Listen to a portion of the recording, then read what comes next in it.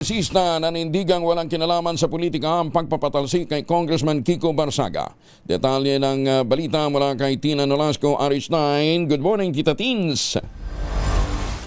Nanindigan si House Trial Spokesperson at Lanao del Sur Representative Zia Alonto Adyong na ang naging desisyon ng Kamara na patalsikin si Cavite 4th District Representative Kiko Barsaga bilang kongresista ay nakaugat sa accountability at walang kinalaman sa politika.